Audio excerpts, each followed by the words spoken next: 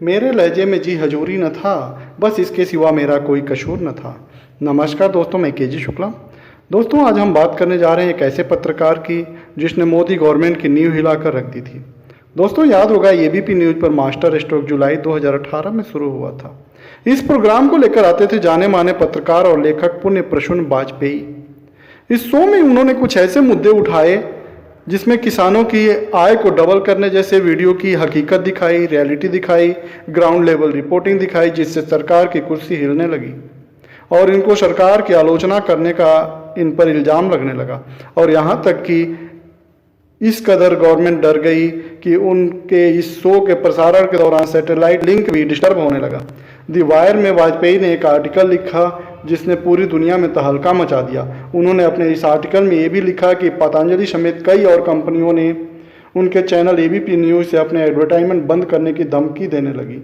सो political pressure के कारण फरवरी 19 में इन्होंने एबीपी न्यूज़ से रिजाइन दे दिया। दोस्तों, क्या आप सबको पता है कि गवर्नमेंट की नींव हिला देने वाला यह पत्रकार भी एक बिहारी हैं? सो चलते हैं, संक्षेप में उनका जीवन परिचय भी देख लेते हैं। दोस्तों, इनका जन्म 18 मार्च 1965 को बिहार के मुजफ्फरपुर में हुआ था। इनके पिता का नाम मणिकांत वाजपेयी था, जो एक इंडियन इंफॉर्मेशन सर्विस में ऑफिसर रैंक अधिकारी थे। एक चैनल को दिए इंटरव्यू में इन्होंने बताया कि ये 3 भाई हैं, पुण्य प्रसून वाजपेयी, प्रिय प्रसून वाजपेयी और प्रणय प्रसून वाजपेयी। जहाँ तक इनके शिक्षा की बात है, इनकी स्कूली शिक्षा पटना के केंद्रीय विद्यालय से हुई। इसके बाद ये पटना साइंस कॉलेज में आ गए। वहाँ से इन्होंने आईएससी किया। साइंस में मन नहीं लगा, वहाँ से निकले बीएन कॉलेज में आ गए। हिस्ट्री और पॉलिटिकल साइंस में इन्होंने ग्रेजुएशन किया। वहाँ से निकले दिल्ली जामिया मिलिया आए। 2 महीने में ही इन्होंने जामिया छोड़ दिया, जेएनयू में आ गए। पर ये कहाँ रुकने वाले थे, जॉब की तलाश में नागपुर पहुँचे। वहाँ एक अखबार में नौकरी करते हुए इन्होंने नागपुर यूनिवर्सिटी से पॉलिटिकल साइंस में एमए किया। इसके बाद इन्होंने वहीं से ही मास कम्युनिकेशन में डिप्लोमा लिया। इसी दौरान बेरोजगारी पीरियड में ही इनकी शादी हो गई। इनकी पत्नी नागपुर में लेबर लॉ की वकील थी, जो तमिलनाडु के कोयम्बटूर से हैं।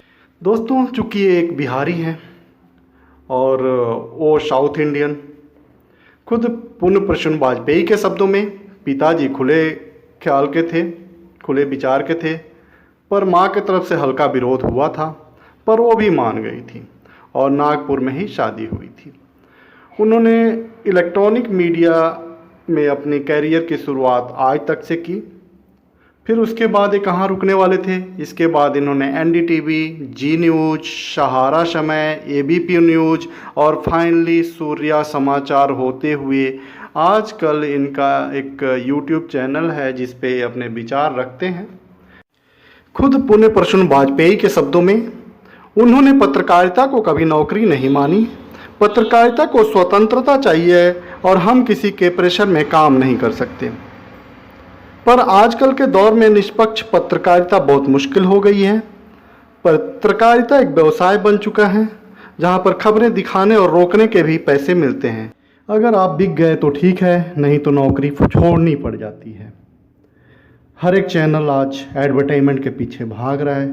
उसके पीछे कितने अच्छे और बुरे काम होते हैं। शायद पुण्य प्रसून वाजपेयी एकमात्र ऐसे पत्रकार हैं जिनको प्रिंट मीडिया के लिए 2006 में और इलेक्ट्रॉनिक मीडिया के लिए 2008 में रामनाथ गोयनका अवार्ड मिला है।